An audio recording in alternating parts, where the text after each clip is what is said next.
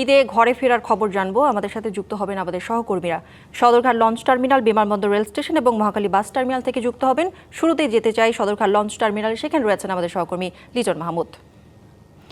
লিটন, কাল তো ঈদ, শেষ মুহূর্তে যাত্রীদের গাদাগাদি, আমরা যেমনটা প্রতিবেদনে দেখছিলাম যে শেষ মুহূর্তে বাড়তি কোনো গাদাগাদি নেই যাত্রীদের, শেষ খবরটা আপনার মাধ্যমে জানতে চাই। কৌরি, ঈদ মোবারক। আপনি জানেন যে রাত পোহালেই পবিত্র ঈদ উল ফিতর, শেষ মুহূর্তে তাই প্রিয়জনদের কাছে গ্রামের বাড়ি ফিরতে সদরঘাট লঞ্চ টার্মিনালে ভিড় করছেন যাত্রীরা। এবং আজ কিন্তু দুপুরের পর থেকে ছুটির দিন, শুক্রবার, শেষ জুমা, সব মিলিয়ে পরিবেশটাও খুব ভালো ছিল। কিন্তু হঠাৎ করে বৃষ্টি নামার ফলে তারা যারা যাত্রী রয়েছেন, অর্থাৎ যারা গ্রামের বাড়িতে ফিরতে চাচ্ছেন, তারা কিছুটা আসার পথে টার্মিনালে বিড়ম্বনায় পড়েছেন। এছাড়া বাড়তি কিন্তু টার্মিনালে পৌঁছানোর পর অন্য সময়, অর্থাৎ ঈদের সময়ে যে বাড়তি মানুষের চাপ থাকে, যাত্রীদের চাপ থাকে, সেটা কিন্তু আজ তেমনটি নেই বললেই চলে। অনেকটা পল্টুনগুলো ফাঁকা ফাঁকা রয়েছে এবং লঞ্চের ডেকগুলোতেও বাড়তি মানুষের যে গাদাগাদি, সেগুলো নেই। আমরা কথা বলেছিলাম যাত্রী যারা রয়েছেন তাদের সঙ্গে, তারা যেটি বলছেন যে তারা বৃষ্টির কারণে কিছুটা বিড়ম্বনায় পড়লেও অনেকটা নির্বিঘ্নে, নিশ্চিন্তে এবং এই যে ঝুঁকিপূর্ণভাবে গ্রামের বাড়িতে স্বাচ্ছন্দ্যে ফিরতে পারছেন, এতে তারা অনেকটাই খুশি।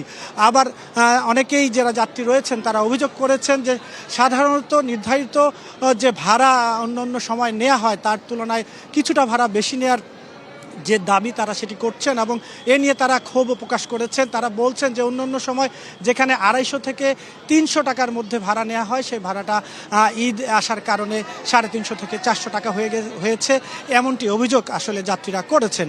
আমরা এই বিষয় নিয়ে কথা বলেছিলাম যারা লঞ্চ মালিক রয়েছেন, তারা বলছেন যেটি যে সরকার যে নির্ধারিত তাদের যে ভাড়া, অর্থাৎ তাদের সরকার নির্ধারিত ভাড়া, বিশেষ করে বরিশাল রুটে 400 টাকা, সেখানে তারা ভাড়া নিচ্ছেন 350 টাকা, উল্টো 50 টাকা কমিয়ে দিয়েছেন, এমনটা দাবি করছেন লঞ্চ মালিকরা। তো এই পাল্টাপাল্টি অভিযোগের মধ্যে আমরা কথা বলেছিলাম বিএডব্লিউটির সঙ্গে। তারা বলছেন যে শেষ দিনে আসলে এই যে যাত্রা, ঈদ যাত্রাকে স্বস্তিদায়ক করতে তাদের চেষ্টার কোনো কমতি নেই। তাদের ভ্রাম্যমাণ আদালত যে কোনো বিষয়ে আসলে অভিযোগ পেলে তাৎক্ষণিকভাবে ব্যবস্থা নিচ্ছেন এবং যদি এরকম কোনো অভিযোগ থাকে সুনির্দিষ্ট, তাহলে যে সকল লঞ্চ মালিকদের বিরুদ্ধে অভিযোগ রয়েছে সেগুলো আসলে তার বিরুদ্ধে দৃষ্টান্তমূলক ব্যবস্থা নেওয়া হবে। আমরা দেখেছি দুপুরের পর থেকে যে লঞ্চগুলো ঘাটে ভিড়েছে, যাত্রী আসলে সংকটের কারণে অনেকেই কিন্তু সেই সকল রুটের দু একটি লঞ্চের যে যাত্রা, সেটি কিন্তু লঞ্চ মালিকরা বাতিল করেছেন। তারা বলছেন যে এই অবস্থায় আসলে তারা যদি লঞ্চটি নিয়ে যান, তাদের যে তেল খরচ উঠবার কথা সেটিও উঠবে না, এমনটি দাবি করছেন তারা। এদিকে গত বুধবারের যে ঘটনা, সেই বুধবারের ঘটনায় যে গ্রেপ্তার 5 জন আসামি রয়েছে, অর্থাৎ ঘাতক যে জাকির সম্রাট 3 লঞ্চটি রয়েছে, যে দুর্ঘটনায় 2 জন যাত্রী একই পরিবারের বাবা এবং ছেলে নিহত হয়েছিলেন, সেই দুর্ঘটনায় আটক 5 যাত্রীকে আজ মামলায় গ্রেপ্তার দেখিয়ে 5 দিনের রিমান্ড চেয়ে আদালতে প্রেরণ করেছেন। রিমান্ড শুনানি আগামী রবিবার দিন রাখা হয়েছে। তো এই ছিল সদরঘাট থেকে সর্বশেষ তথ্য। কৌরি। লিটন, ধন্যবাদ আপনাকে। দর্শক, বিমানবন্দর রেল স্টেশনে আছেন আমাদের আরেক সহকর্মী হাসান আল মামুন। মামুন, রাত পোহালে কাল তো ঈদ, রেল স্টেশনে চাঁদ রাতে যাত্রার খবর জানাবেন। সেই সাথে জানতে চাই যে ঝুঁকি নিয়ে আজও ট্রেনের ছাদে ভ্রমণ করছে কিনা যাত্রীরা এবং কর্তৃপক্ষ এ বিষয়ে কিছু বলছে কিনা জানাবেন। হ্যাঁ করি, ধন্যবাদ আপনাকে। অগ্রিম ঈদ মোবারক। রাত পোহালে মুসলমানদের সব থেকে বড় ধর্মীয় উৎসব পবিত্র ঈদ উল ফিতর, সেই ঈদ উল ফিতরকে কেন্দ্র করে কিন্তু এখনও ঘরমুখ মানুষ তারা শেকড়ের টানে কিন্তু বাড়ি ফেরার চেষ্টা করছেন। 30 রমজানকে উপলক্ষ করে যারা 29 রমজান ভেবে ইতিমধ্যে বাড়ির উদ্দেশ্যে যাত্রা করেছিল, তারা ইতিমধ্যেই চলে গিয়েছে এবং 30 রমজান হওয়ার কারণে এখনও যারা বাড়ি যেতে পারেননি, তারা কিন্তু শেকড়ের টানে বাড়ি ফেরার চেষ্টা করছেন। যদিও যেই চিরচেনা রূপগুলো স্টেশনে লক্ষ্য করা যায়, সেটি কিন্তু এখন নেই। যেটি গত 2-3 দিন আগেও দেখা গিয়েছিল, সেটি হচ্ছে যে স্টেশন এবং ট্রেনের ছাদে যেই ভিড় লক্ষ্য করা গিয়েছিল ব্যাপক হারে, সেটি কিন্তু একেবারেই নেই। আমরা দেখেছি যে কয়েকটি ট্রেন ইতিমধ্যেই স্টেশন ছেড়ে গিয়েছে এবং স্টেশনে দাঁড়ানো যাত্রীর সংখ্যাও খুবই কম। এবং প্ল্যাটফর্মের চিত্র এই মুহূর্তে যদি আপনাকে একটু দেখায়, যে অন্য দিন যেই ভিড় থাকে সেটি কিন্তু এখন নেই।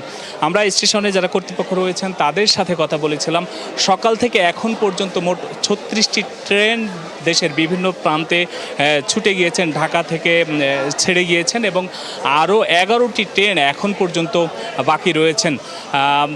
আমরা এখানে কর্তৃপক্ষের সাথে কথা বলেছি যে ট্রেনের কোনো বিলম্ব আছে কিনা। তারা বলেছেন যে 4-5 মিনিট বা 10 মিনিটের মতো দু একটি ট্রেনের লেট হয়েছে, তবে নির্দিষ্ট সংখ্যক ট্রেনই কিন্তু সময় মতো ঢাকার এই বিমানবন্দর স্টেশন থেকে দেশের বিভিন্ন গন্তব্যে ছেড়ে গিয়েছেন। আর আপনি যেটি বলেছেন যে অন্যান্য দিনের মতো ট্রেনের ছাদের যেই ভিড় সেটি আছে কিনা, আমরা লক্ষ্য করেছি যে যেই কয়টি ট্রেন এখন পর্যন্ত আমাদের চোখে পড়েছে যে একটিরও ছাদে কিন্তু আমরা ভিড় দেখিনি। এই মুহূর্তে একটি ট্রেন কিন্তু বিমানবন্দর স্টেশনে এসেছে। আপনি দেখছেন যে এই ট্রেনটির ছাদও কিন্তু একেবারেই ফাঁকা এবং ট্রেনের ভেতরেও অসংখ্য সিট ফাঁকা রয়েছে। আমরা দু একজন যাত্রীর সাথে একটু কথা বলবো যে এই যে একটু যদি বলেন যে এই যে আগামীকাল অর্থাৎ রাত পোহালে ঈদ, টিকিট পেতে কোনো ঝামেলা হচ্ছে কিনা বা কোনো ধরনের ভোগান্তিতে পড়েছেন কিনা?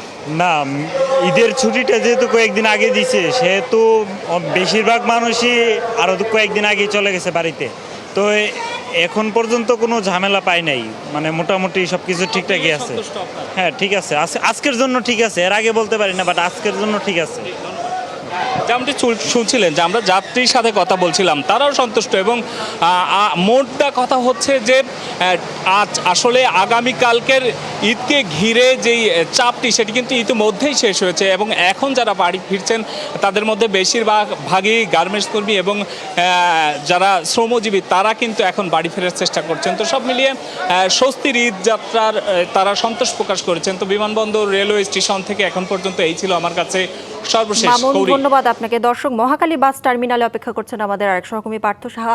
পার্থ, সড়ক পথে যাত্রার খবর জানাবেন, শেষ সময় যানবাহনের চাপ কেমন দেখছেন এবং আজকে বাস ভাড়া কত নেওয়া হচ্ছে জানতে চাই। গৌরী, আমি এই মুহূর্তে অবস্থান করছি মহাখালী বাস টার্মিনালে। শেষ মুহূর্তে, যেহেতু রাত পোহালে ঈদ, এই শেষ মুহূর্তে কিন্তু শ্রমজীবী, বিভিন্ন বেসরকারি প্রতিষ্ঠানে কর্মরত নগরবাসী যারা রয়েছেন তারা কিন্তু এই শেষ মুহূর্তে নারীর টানে বাড়ি ফেরার যে সেই তারা কিন্তু আমরা মহাখালী বাস টার্মিনালগুলোতে দেখতে পাচ্ছি। এখানে সারিবদ্ধভাবে দূরপাল্লার যে পরিবহন সেগুলো সাজিয়ে রাখা হয়েছে এবং ঠিক সামনেই প্রতিটি পরিবহনের যে কাউন্টার শ্রমিক যারা রয়েছেন তারা কিন্তু এখানে অবস্থান করছে।